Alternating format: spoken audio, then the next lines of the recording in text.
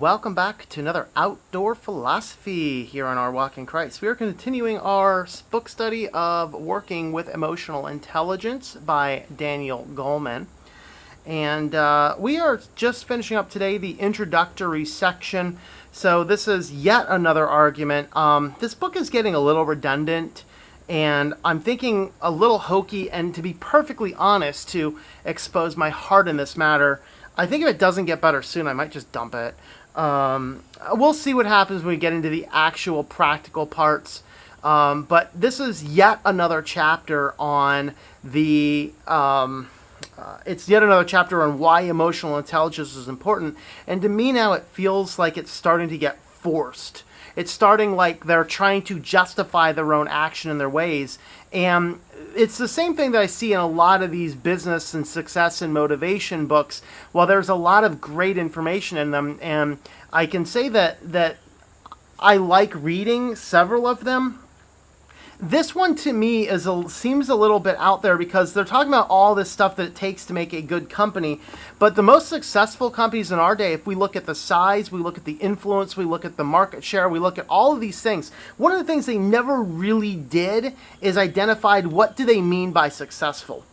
And looking at those traits of a successful company in our day and age, who's influential, who can move the markets, who's doing all these things, it's like the companies do not contain any of this. Nothing in it. It's like the anti-manual. Because we see megalomaniacs and psychopaths in charge. They don't care for people. They care about money. There was just the case out this week of the pharmaceutical guy at Nostrum Pharmaceutical Companies who owns a antibiotic that has been produced for over 60 years. World Health Organization sits there and says that this is... this is an essential medication for treating urinary tract infections and things like that. The guy that owns the drug raised the price on the drug 500%, simply citing we have a moral imperative to make money.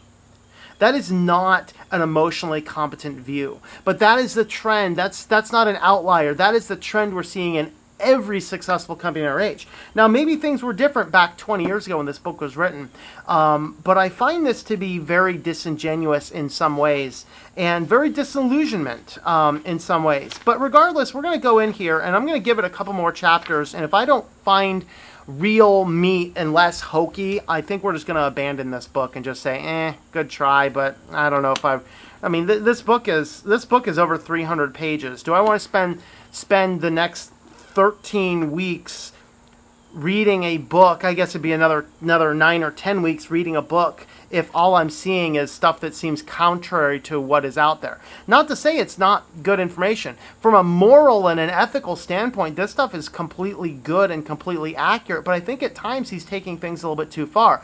Like I said in the last video, or was it the previous one? I forget. Your real world experience is the number one mark. They don't want to say that because he wants to push that emotional intelligence as the number one mark.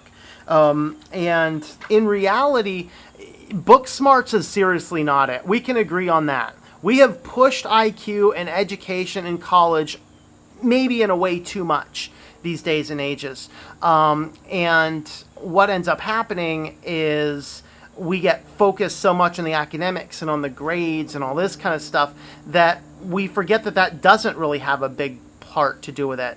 But what is it, emotional competency, or is it real world experience, and is there a place for those to intersect? Because I think a real world experience is absolutely number one, but a real world experience does indeed contain a lot of the things he's talking about here. Real world experience teaches you not to be a jerk to your customers, okay? A book smart guy that's really the thing. A book smart guy's like, oh, I know this stuff, blah, blah, blah, blah. And then he can realize a little bit later that, maybe he just didn't know it as enough as he thought he did. But with that being said, let's go ahead and dive on into this chapter 3, which is yet another chapter. I feel this chapter could have been completely removed from the book because this chapter 1 is talking about this new yardstick. And The chapter 2 was talking about the competency, why this is important. And chapter 3 is yet another argument why this is important. It's redundant at this point in time. It was literally a waste of my week to read this. Because there's nothing new that's introduced. There's nothing here. He's just rehashing the same stuff, that emotional intelligence is important. We have a few more anecdotal stories like, oh, these are guys that emotional intelligence would have helped them in their career. And really nothing that we haven't seen in the first 2 chapters. So I think this 3rd chapter is a waste. If you do pick up this book, you might skim the 3rd chapter. I think it's a waste. It doesn't bring anything to the table.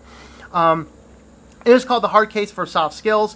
He kind of starts out with 3 bullet points. At Lucent Technologies, teams that stock raw material for manufacturing need more than technical know-how. They need skills in listening and understanding. You think? Flexibility and teamwork. They also need the ability to energize others, commitment and confidence to those who work with. All right. This goes back to what I said earlier, and I don't remember if it was the last video or the previous one or whatever, but where I said that this is like written to these CEOs, like, how do you get the most motivation out of your team? Stop giving them this? I don't know. But it's the stuff that makes it, that's why this book is like towards the execs. What's important for the executive team? Let's drive them. How do we drive them in emotional competence? Maybe stop treating them like sheep. Maybe give them livable wages, which is something that is really missing. Maybe stop farming manufacturing out overseas. A friend of mine that is now retired, he wanted to work a few more years, but the company laid him off close to retirement age. He's like, screw it. They literally brought in foreign internationals from another country, had them train the people that were going to take them over, and then they sent them back, moved over their factory, and laid them all off.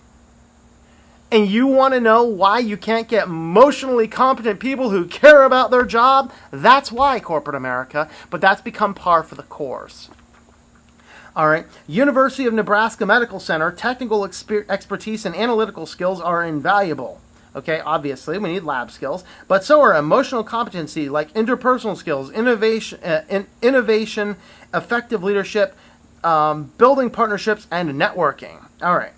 And again, with any job, you need to have some degree of this. You need to have the ability to get out there, but I think you learn that more from real-world experience than you do from whatever he's talking about with emotional competencies. Hopefully he talks about how to develop these in a personal thing, and that's actually why I liked the first book, the book that he did on emotional intelligence, because it was on a personal, individual level. How do you personally, on an individual level, drive to somebody to learn these types of things? All right?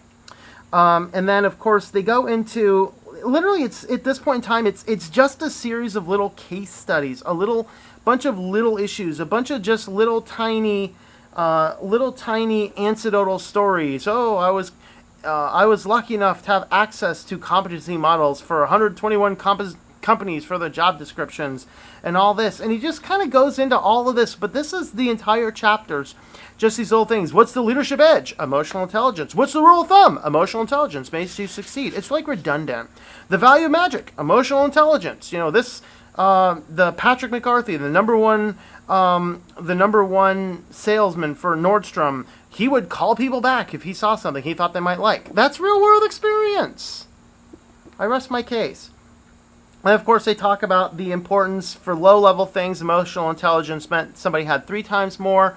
For jobs of medium complexity, you know, let's see, 12% more. And then for higher complex jobs, salespeople, account managers, lawyers, physicians, the people of the top 1% of emotional intelligence was 127% more. So what's the value of the magic at the top? Emotional intelligence. Competence pays most of the top. You're at the top, you have emotional intelligence to make more. That's what I said. This chapter is redundant. It doesn't add anything to the argument. And my apologies if I'm seeming to be very negative about it. It's just, to me, it just seems like it's more hokey, more... it feels forced. It seems like they already did a good enough job in the first 2 chapters to open up and say, why is this important? I don't see anything new in this chapter. I don't see any purpose for this chapter being here, except maybe drop more anecdotal stories that he couldn't figure out how to put anywhere else. What exactly is somebody worth? And then they talk about when turnover bleeds the bottom line. We already talked about this. You know, when your bottom line is being outsourced overseas and you have the audacity to ship in foreign internationals to to come work in your factory so your current competent people can train them, and you're saying, why don't you care about our company? I'll give you one hint why. Okay?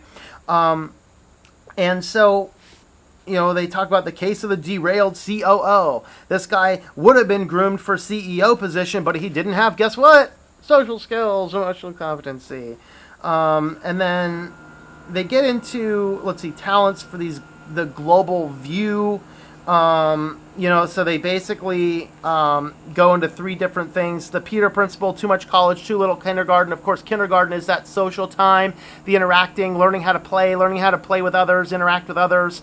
But then, of course, you go to college, you get all the technical skills. And so, this guy, this case of this computer guy, he was perfect at his job. He knew everything about the competency, but couldn't work with a team.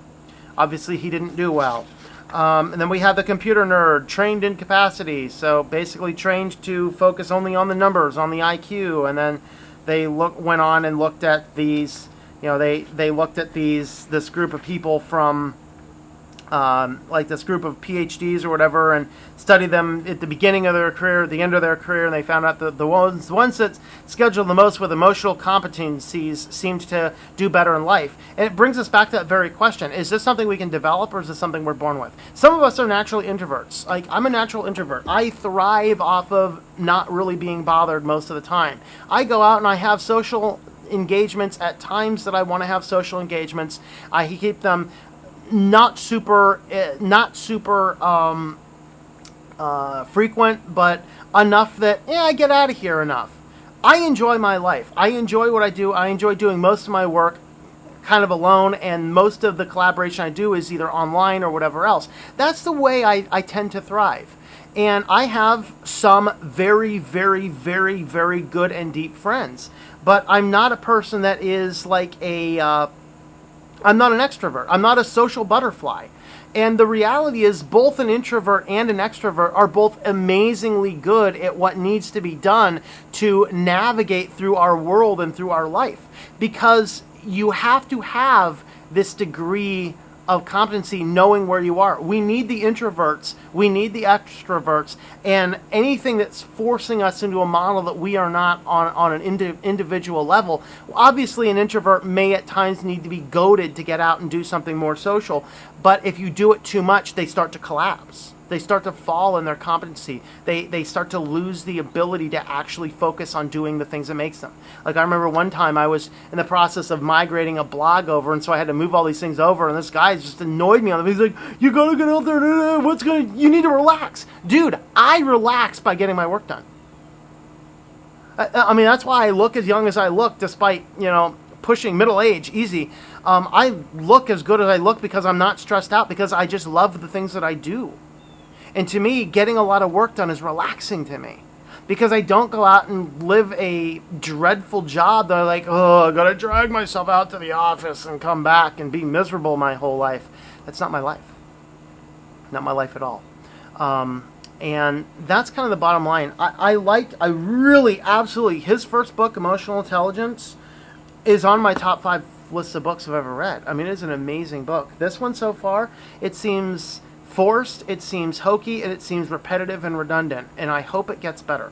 So, sorry for the negative review on this particular one, but again, he's just rehashed everything. Hopefully we get into the nuts and the bolts. Hopefully we talk about developing these characters. I will be very happy if we come on to the next chapter, and it's like, wow, this was a great chapter. They gave us some tips, they give some things to try, because in reality, these are things that we want to think about doing. There's a guy who has a channel, I think it's like the Goal Man, I forget exactly what his channel is called, but he goes through and does a series of goals per month. Fascinating channel. And one of the ones that he did is he took one of these self-help books. Of course, he did the very famous 7 Habits of Highly Effective People, and his goal was for 30 days, he wanted to read the book, outline everything to do, and then for 30 days, he wanted to do everything that the book said to do. And there's a lot of good things to be found from these. Hopefully this turns into one of those books. It gives us those tips and those strategies. And that book, 7 Habits of Highly Effective People, is a great book. Check it out, for sure. Hopefully this gets better. That's kind of my message. And thanks for coming along on this outdoor philosophy. Check the links in the description down below if you want to help support the channel. So other than that, see you next week. and help you enjoy your daily walk in our Lord.